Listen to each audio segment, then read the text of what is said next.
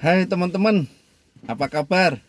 Selamat hari Minggu, selamat beribadah bagi saudara-saudaraku umat Kristiani. Ya, tetap semangat, Tuhan selalu bersama dengan kita.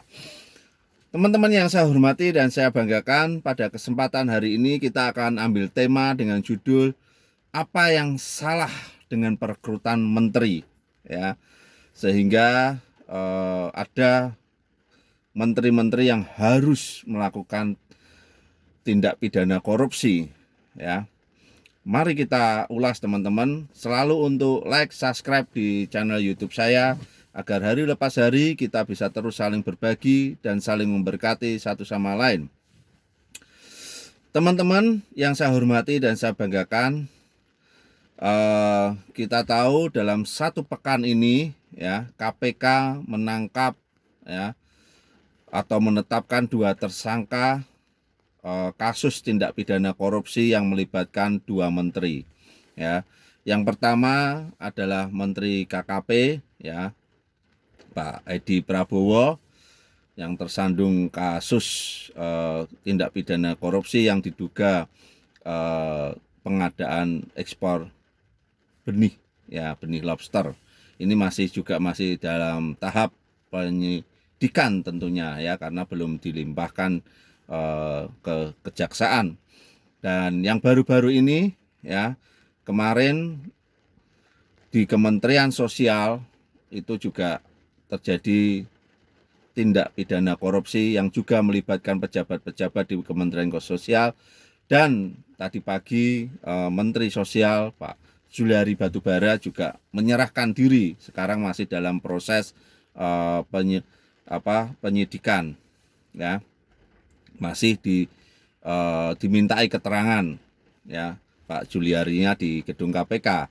Kita masih azas praduga tidak bersalah, namun apapun itu ini sudah menjadi sesuatu yang menyebar di masyarakat, ya.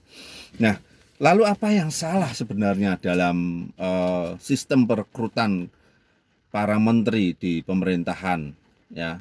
Setiap ganti presiden, ganti menteri tentunya, dan ini melibatkan unsur-unsur dari partai politik dan juga para profesional. Namun kita tahu bahwa unsur dari profesional ini sangat sedikit, ya. Yang banyak adalah dari partai politik. Nah, kita tahu bahwa akibat dari itu semua tentu akhirnya menteri-menteri yang ditempatkan di dalam pemerintahan, siapapun presidennya, kita tidak bicara saat pemerintahan Jokowi, ya, di pemerintahan sebelumnya juga ada menteri yang juga terlibat kasus tindak pidana korupsi. Apa yang salah sebenarnya dengan sistem perekrutan ini, ya? Haruskah seorang presiden yang sudah terpilih terus manut kepada pimpinan para partai politik pengusungnya, ya, sehingga menempatkan orang-orang yang ditunjuk oleh partai politik untuk menjadi menteri, presiden, pembantu presiden, ya. Hak prerogatif presiden terbatas ternyata, ya, tidak 100% presiden bisa menentukan si A si B menjadi menteri, ya. Walaupun itu yang menetapkan adalah presiden, namun ternyata itu kan titipan dari partai-partai politik, ya, partai pengusung, tidak bisa dipungkiri. Nah, partai-partai politik kadang-kadang dalam menempatkan orang-orangnya itu kurang pas, ya. Yang penting dia dekat dengan partainya, kemudian ditempatkan menjadi pembantu presiden, dan kinerjanya, ya, kita tahu yang tersandung masalah tindak pidana korupsi ini kebanyakan dari partai politik, ya. Kerja profesional sebetulnya sangat dibutuhkan di dalam membangun pemerintahan, ya. Presiden punya hak prerogatif, gunakanlah sebetulnya, ya tidak harus 100%, ya. 80-90% hak prerogatifnya digunakan.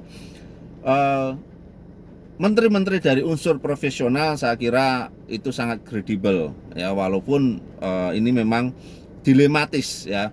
Kalau banyak profesionalnya, nanti penguatan di parlemennya juga akan menjadi lemah, ya, karena menteri pasti melakukan RDP, ya, di DPR RI. Nah, ini menjadi lemah akhirnya. Ini memang suatu dilema oleh presiden ketika menentukan oleh menteri-menterinya. Ya, memang diperlukan suatu kebijakan, ya. Apakah nanti pada periode berikutnya seorang presiden berani mengambil tindakan memilih menteri profesional yang sedikit lebih banyak dari yang saat ini, ya, supaya roda pemerintahan juga berjalan dengan baik tanpa harus dibebani oleh kekuatan politik, ya. Tentu ini menjadi semacam tindakan keberanian dari seorang kepala negara, ya. Toh tidak mungkin kepala negara di-impeachment kalau tidak melakukan pelanggaran undang-undang dasar, ya.